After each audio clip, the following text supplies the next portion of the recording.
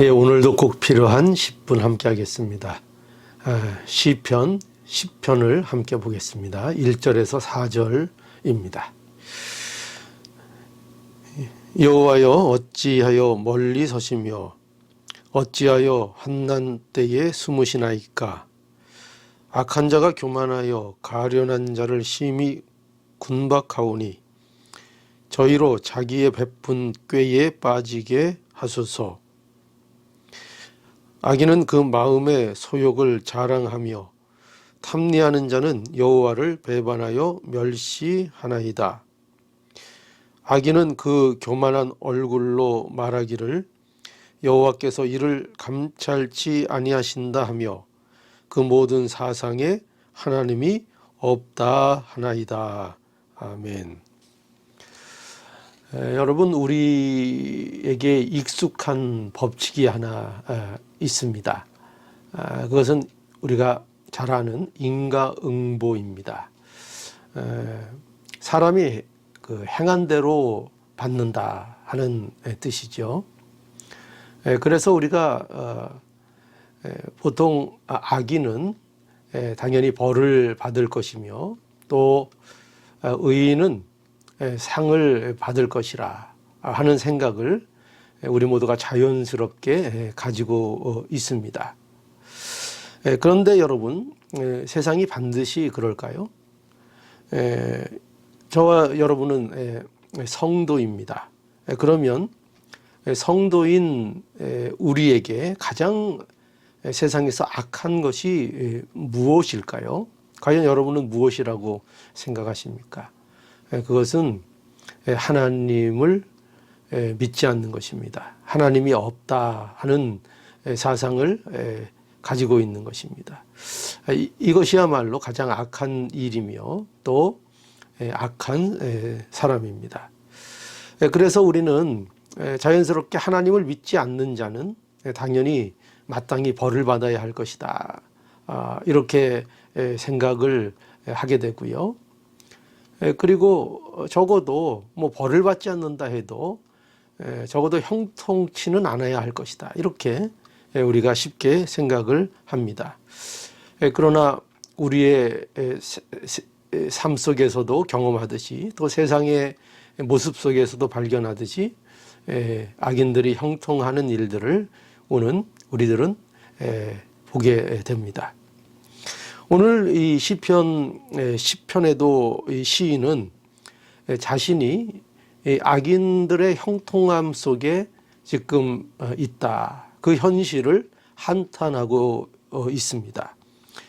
그래서 하나님이 도대체 이 일에 대해서 무슨 일을 하시는가, 이렇게 어떻게 보면 한탄하며 또 하나님 앞에 호소하고 있는 것이 오늘 이 기도문입니다.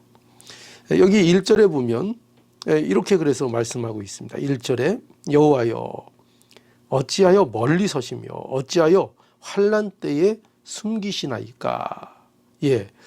여러분, 하나님은 결코 우리들에게 있어서 멀리 있으신 분이 아닙니다. 그런데 여기 다윗은 어찌하여 멀리 서시며 또 어찌하여 환난 때에 숨기시나이까. 그러니까 이렇게 환난 때에, 어려울 때, 도움이 필요할 때에 하나님께서 자신을 숨기시나, 어떻게 이렇게 숨으시는가, 이렇게 말하고 있습니다. 그런데 하나님은 결코 숨으시는 분이 아닙니다. 그러면 왜 이렇게 다윗이 표현을 했을까요? 바로 다윗이 겪고 있는 현실에 대한 한탄인 것입니다. 악인들이 형통하는 현실 속에 다윗이 있는 거죠. 악인들은 하나님을 두려워하지 않는다는 거죠. 그들이 만사 형통에 취해 있다는 것입니다. 그러니까 쉽게 얘기해서 잘 먹고 잘 산다 하는 말입니다. 그래서 시인은, 다윗은 이러한 현실이 답답한 것입니다. 그래서 시인은 이 일에 대하여 하나님이 개입해 달라고 하나님께 호소하고 있는 것입니다. 여러분, 이러한 일은요, 다윗에게만 그런데 일어나는 일이 아닌 것입니다. 이러한 일은 옛적에도 있었고요. 또 다윗 시대에도 물론 있었고요. 또 오늘날 우리가 사는 이 시대에도 이러한 일들이 얼마든지 일어나는 것입니다. 오늘날 우리도 악인들의 형통함을 보게 되는 것입니다. 그러니까 성도들이 현실 속에서 보는 것이 뭡니까? 악인들이 형통하는 것을 본다는 거죠. 그러면 이러한 악인들의 형통을 볼 때에 그럼 우리는 어떻게 이러한 일들을 이해하고 대처해야 할까요? 다윗이 악인의 형통하고 의인이 압제받는 이러한 답답한 상황 속에서 할 수 있는 일이 무엇이었는가 하면은 하나님께 나아가 이 상황을 호소하고 기도하는 것이었습니다. 오늘날 우리도 마찬가지입니다. 성도에게 기도는 참으로 중요한 것입니다. 왜 중요하지요? 기도는 하나님과의 관계를 나타내기 때문입니다. 그래서요, 성도는 이러한 불편한 상황들을 가지고도 정말 마음에 들지 않는 이런 상황 아닙니까? 얼마나 답답하고 얼마나 불편한 일들입니까? 그러나 이러한 일들을 가지고 얼마든지 하나님 앞에 나아가 기도할 수 있는 자, 이런 사람들이 바로 성도입니다. 그래서 우리는 이런 일을 가지고 그저 원망만 하고 한탄만 하고 있는 것이 아니라 한탄을 해도 하나님 앞에 나아가 호소하고 기도할 수 있어야 하겠습니다. 여러분, 기도할 때에 하나님께서 답을 주십니다. 기도할 때에 우리에게 위로를 주십니다. 다윗의 이 시들, 이 기도들을 보면은요, 참으로 재미있는 일들을 보게 됩니다.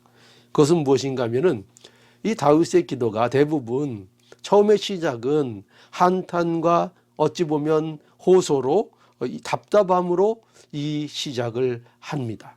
그런데 그 결말은 언제나 구원에 대한 확신으로 끝난다는 것을 우리가 볼 수 있습니다. 알 수 있죠? 예, 기도하면은요, 하나님께서 그 기도 중에 답을 주신다는 것입니다.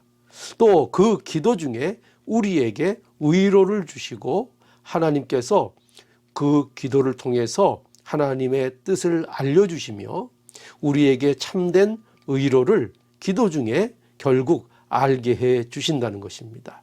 왜냐하면 하나님은 우리의 아버지이시며 우리가 복되기를 원하시며 항상 우리의 갈 길을 하나님의 선하신 뜻으로 알려주시기 때문입니다.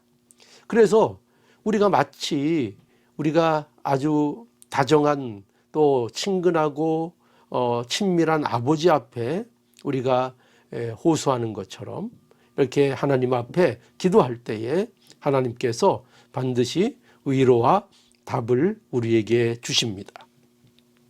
그러면 여러분, 성도가 기도하면 그래서 어떤 일들이 또 벌어지는가 하면은 이 악인의 형통함을 볼 때에 더욱더 하나님의 나라를 소망하게 됩니다. 이 세상은 여러분 안타깝지만 이 세상은요, 악인이 형통하는 구조입니다. 왜 그런가 하면은요, 악인은 어떤 사람이 악인이에요? 하나님이 없다 하는 사람입니다. 그러므로 그들에게 있어서 이 세상에 사는 일에 대하여 거칠 것이 없습니다. 그들은 자신들의 욕망을 따라, 욕심을 따라 얼마든지 거침없이 나아갈 수 있습니다. 그러므로 인해서 하나님이 없다 하는 자들에게 있어서 오히려 이 세상은 성공하기에 수월한 구조가 되어 있습니다. 그러나 하나님의 뜻을 아는 사람들, 또 하나님의 말씀을 기준으로 믿음으로 살려고 하는 자들에게는 참으로 걸리는 것도 많고요. 그래서 손해보는 일들이 많게 됩니다. 우리가 결코 그렇다고 믿음대로 산다고 해서 세상이 그것을 알아주는 것도 아닙니다. 우리 예수님의 삶을 보십시오. 예수님은 그야말로 가장 하나님의 뜻대로 사신 분이지만 그 예수님을 세상이 알아주지 않았습니다. 여러분, 이 세상에서는 악인들의 형통이 계속 되어질 것입니다.